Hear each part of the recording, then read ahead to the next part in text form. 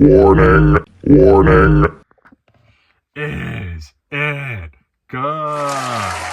Welcome to the sloppily produced show that dives into the raw feasts that are your relationships and decides whether or not the relationship is cooked. AKA what I argue is most likely the doomed outcome of all these global superpower relationships. I'm your host, Dr. Bills, and today we have quite the flavorful pair to sink our teeth into. This lovely couple have apparently been each other's neighbors for centuries, with one of the partners being none other than Mr. USA himself, and he is accompanied by his partner, Madam Lat America. Each partner has taken snippets of their experiences with each other and shared it with our showrunners as sources. By the end of the source exchange, we'll have decided whether or not this relationship has been cooked from the start, or if there's any hope for it to be salvaged. I don't think we're salvaging this one. Before we begin, I just wanted to apologize for the madam's absence. She's not exactly willing to converse with Mr. USA after recent events, so I'll be interpreting on her behalf. Do you see what platform we're on? We couldn't even afford Mr. America's intro pitch.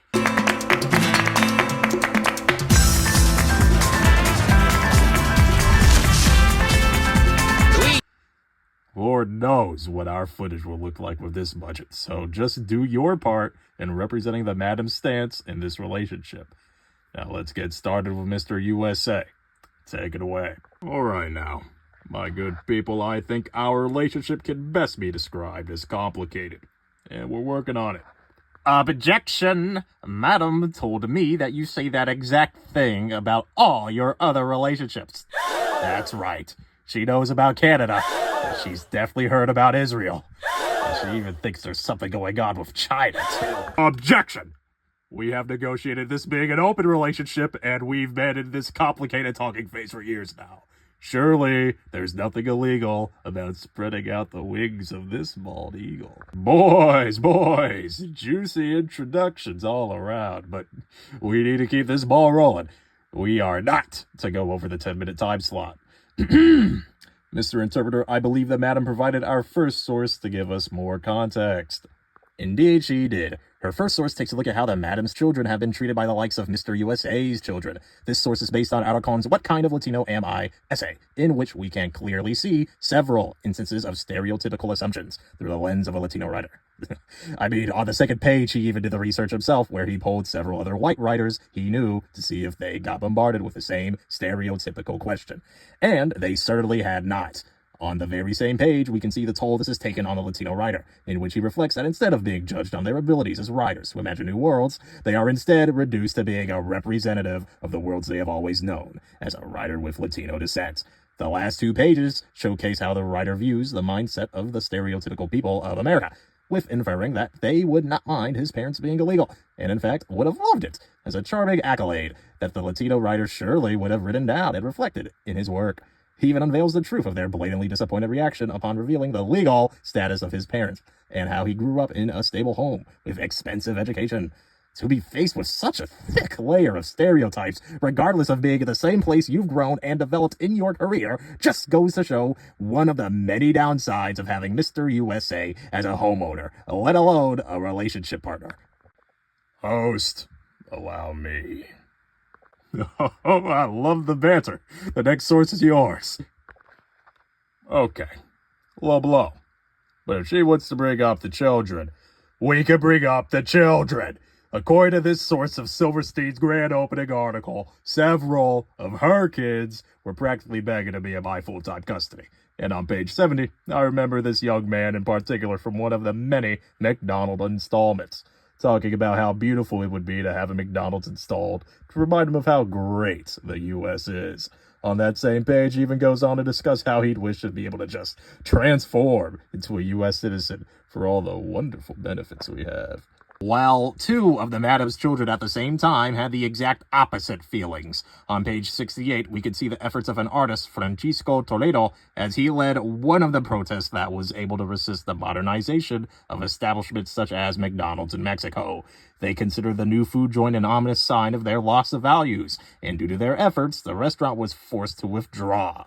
We can also bring up the economic professor, Guerrero, on page 72, who saw through the blatant act of taking advantage of the not-so-well-off Mexican people with how they were changing the diets of the Mexicans into this craving of the trash food.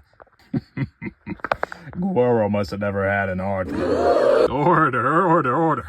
I didn't think there'd be so many kids involved, but clearly the kids are conflicted. Please continue. This train wreck must be immortalized. Gladly. Do any of you remember the time where a small group of Madam's children in Brazil, going through their rebellious phase, pulled a little prank and almost got one of my ambassador kids killed? Yeah. This film source 4 days in September shows what a real toxic household dynamic looks like, with how ruthlessly they assaulted and kidnapped my poor ambassador at the 37-minute and 40-second timestamp. Clearly, they saw my sweet and innocent boy as an easy access bargaining chip to fix their corrupt leadership. Luckily, due to them having some last-minute sense in their corrupt office, they were able to release our innocent ambassador at the 1 hour 36-minute timestamp without any further harm, and he came home to us. Unfortunately, shortly after this experience, we had to say goodbye to our ambassador due to the physical toll of the kidnapping. The 1 hour 46-minute 18-second timestamp shows how he had a stroke shortly after returning, which led to his retirement and eventually passing in 1983.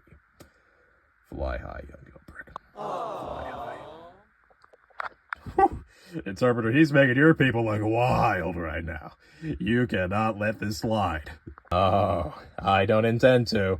The madam knows just how much Mr. USA loves harping on that one incident. But for some reason, he never cares to harp on the 1,000 estimated deaths of the Panamanians. This source is based on the excerpt, U.S. invades Panama. We never heard the truth. And on page 321, we can understand how the goals of Mr. USA's military was nothing but good intentions, with the safeguarding of American lives, the defense of Panama's democracy, and the combating of drug trafficking, / the protection of the Panama Canal Treaty's integrity. Now tell me why 10 to 18,000 were estimated to be left homeless after they dropped over 400 bombs. We can then see one of the most blatant cover-ups in history on page 323, with General Steiner telling the press that only 84 Panamanian citizens died as a result of the invasion, as opposed to the reality of the estimated death count being at least 1,000 and potentially more. This blatant disregard for not only the upholding of their promises, but the denial and spinning of the truth is well beyond just a mere complicated relationship partner going through yet another talking phase. Goodness, Mr. USA, they just dropped some heavy allegations. Your situation is looking a little bit more than just complicated. Do you have a response, Mr. USA? Oh, yes, I do. I'm whipping out the big source. I'm whipping out the documentary. Don't you dare! Gringos at the gate. Starting off this documentary source at the timestamp of 3 minutes and 15 seconds, we can see the inherent hate that comes from our steamy rivalry over this cute little soccer game. My poor American children always have to fear for their lives when coming into a soccer stadium with the people of Latin American descent. Those crowds are not friendly. If you actually watch the documentary, you can see that the hatred is mutual. In the exact same timestamp, we could see one of our own talking about how the Americans have hatred for them with their withholdment of papers, and how this rivalry goes beyond just sports. Okay, well, whatever you may see this rivalry as, we can also see how much more you guys harp on your poor children being soccer players before anything else. At the timestamp 7 minutes 47 seconds, we can see a very wise and young soccer player talking about how many more options are available to the young child athletes of America, as opposed to the bottlenecked track of soccer in Latin America. We let our children think over here. Unlike you guys shoving your soccer-exclusive fantasies onto the rest of your lineage for generations to come.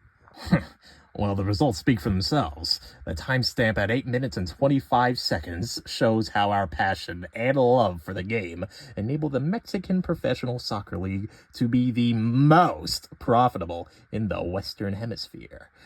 That includes you guys for your information.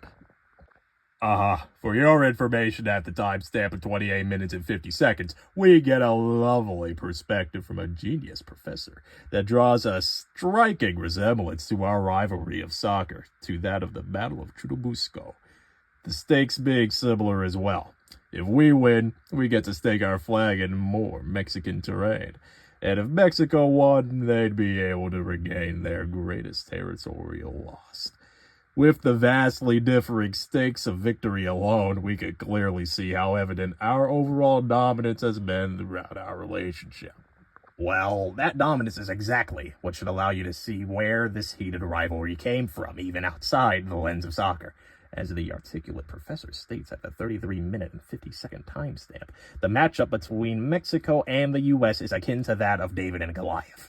Regardless of the form of confrontation, whether it be sports or wars, the victories would naturally matter that much more to Mexico, with how rarely a victory would be obtained in such a matchup. The timestamp of 1 hour, 3 minutes, and 40 seconds, we get one more glorious perspective from the professor, in which we could see how Mexico's closest neighbor was practically the paragon of an unachievable goal. Despite the entirety of the post-colonial period being spent on modernizing and catching up, it showed clearly that even if you rid yourself of the past, you can't actually catch up. Not only is living in that reality hard, but the acceptance of that reality can prove to be an even more taxing task, hence our currently complicated state of affairs in this relationship. Like I said earlier, we're just complicated and are more than capable of talking things out. At 1 hour, 13 minutes, and 34 seconds in, we get a quote from the national coach, who says it best. We must reflect the influence from the Latin environment in the U.S. national team, and soccer reflects the culture of a country. This good sir put it splendidly as to how we are aware of the influence of one another, and we need to integrate that full-heartedly into not only the sport, but the culture as well. Speaking of integration, I'd like to talk directly to the Madam of Latin America about Venezuela. I've seen enough from the palpable chemistry you two have despite the lack of the Madam's presence. The unmatched passion you both exhibit when reminiscing about your intertwined past. Not to mention the way you look at each other's eyes with such focus. I, Dr. Bills Grills III, hereby declare that in terms of this relationship, it is cooked. Thanks for stopping by, and tune in next time to see if we can really salvage this mess into a situation.